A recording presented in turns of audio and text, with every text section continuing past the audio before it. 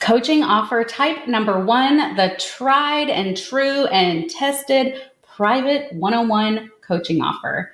I always like for coaches to do this as least one offer because you learn so much. It's so powerful until you're really growing and scaling. All right, so what truly is private one-on-one coaching? It is one-on-one sessions that are packaged together that are tailored to individual client needs, offering personalized guidance and support, right? So it's a package. Try not to ever sell your coaching as hours, right? As one-off hours. I want you to package them together, and that's really about having an amazing private one-on-one coaching offer, okay? So let's talk about the investment. The average investment range for private coaching really does, and I put per hour here because it helps you to understand, if you're going to offer 12 hours of coaching over 3 months or what have you, what you can be charging, right? So anywhere from $100 to $500 plus. If you're very niched, you're very specialized, you've been around for a while, you can even, I've seen coaches charge up to $1,000 an hour, right? So it's one of these things that, I want you to understand your value. However, we want to just build that into the total price as well as some other things that come into play. Because pricing is an art and a science, right?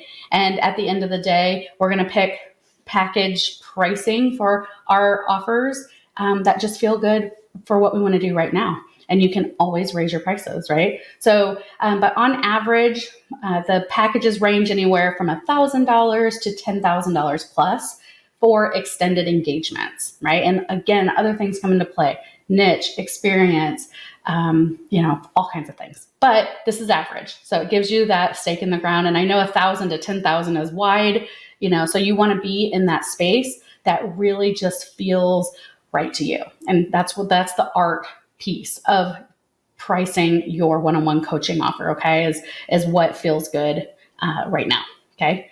And then you can grow later.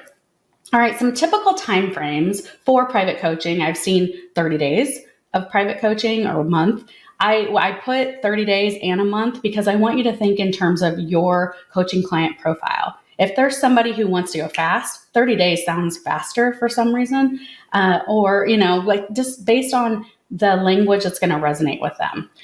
I use 90 days, 3 months instead of 3 months because 90 days feels faster, and I'm the fast track coach, right? Versus 3 months. But for some people, if 3 months feels right, then that's how you language it. Just be consistent, okay? So typical timeframes are, I've seen a month, it's more rare. What's very common is 90 days or 3 months, 6 months, or 1 year, right? I just want you to pick what works best for you and your client. What I would, if I were just starting out in one-on-one coaching, I might do 3 months or 6 months. And then once I'm working with that client, if they have new goals they want to achieve, you can also extend them out for a year. Once they know you, they shouldn't have an issue, booking you for the year. Okay. So that's on the timeframes. I want you to have a pay in full option for them. So say you're doing 6 months, or let's use the example for 3 months.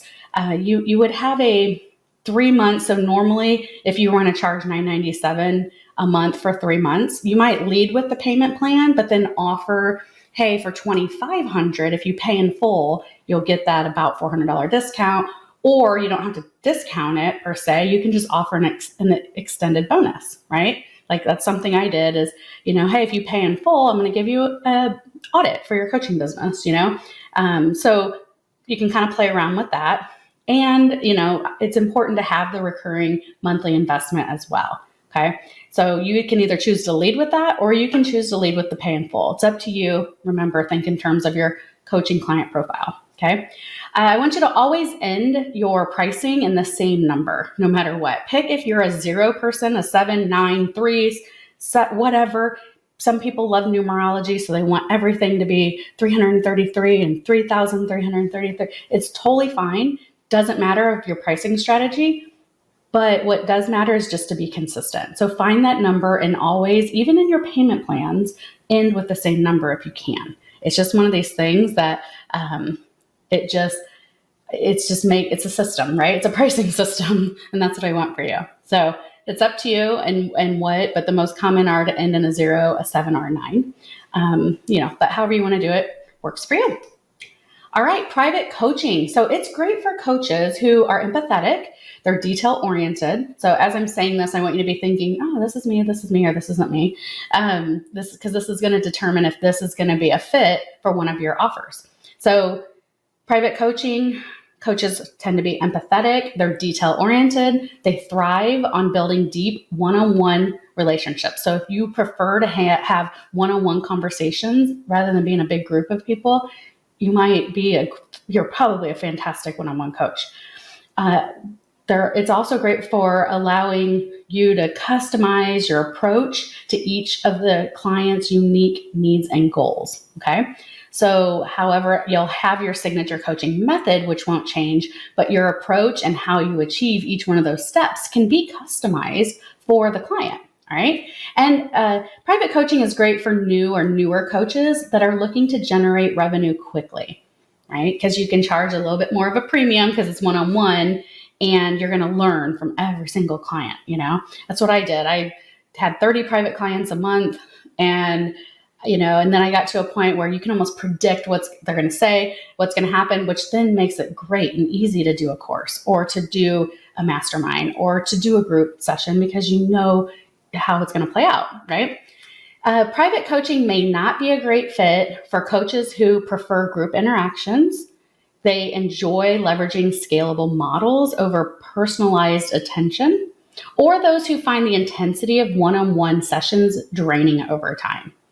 If you feel like, oh, but I like it and I want to do it, maybe you make it a premium offer because you're going to do less of them. So something to think about. Or again, like if I'm a newer coach, I'm going to do private because to me, it's the fastest way to make revenue. So private coaching, that's who it's good for.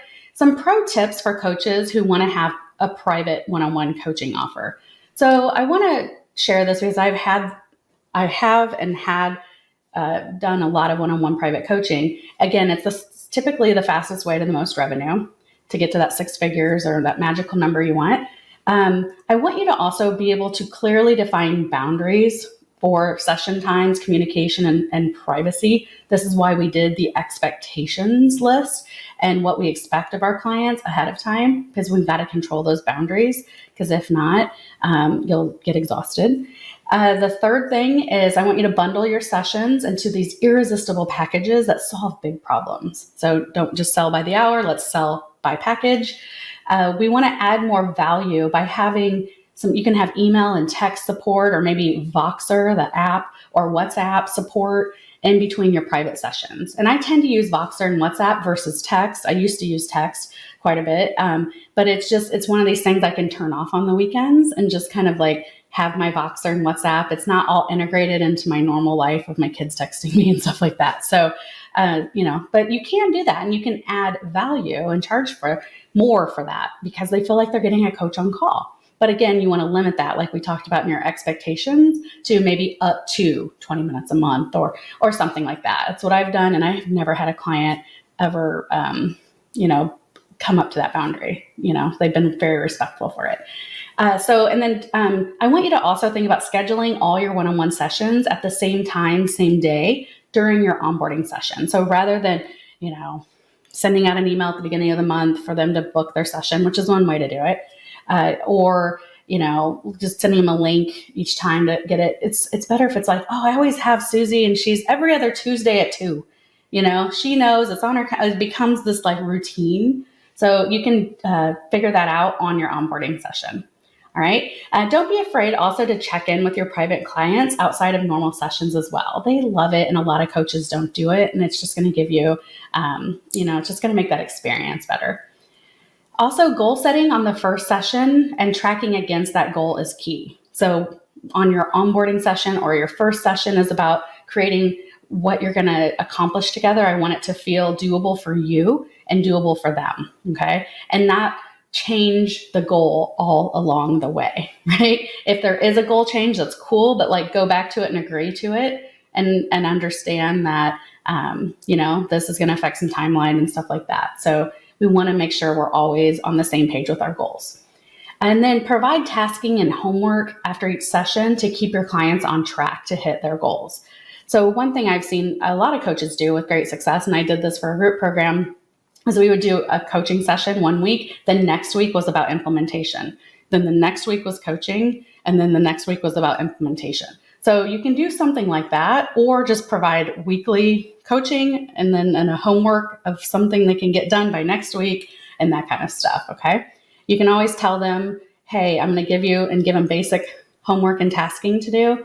And if they want more, they can ask you, because we don't want to overwhelm anyone. All right. And then the last tip I want to share with you is you can increase the investment to work with you privately at least 1 to 2 times. And that's supposed to say a year. So be raising your prices.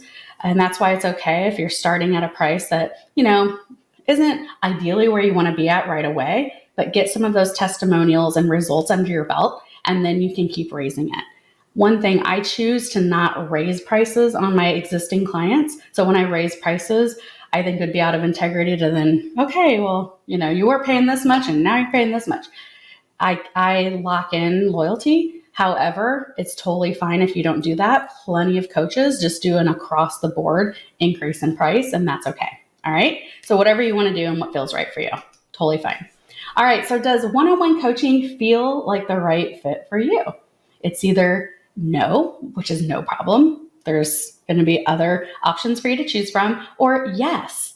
And if it is it a signature offer you want to start with? Or does it want to be an intro or a premium? So something to be thinking about, and you might want to make a note of that. All right. Next, we're going to get into coaching offer number 2, VIP days.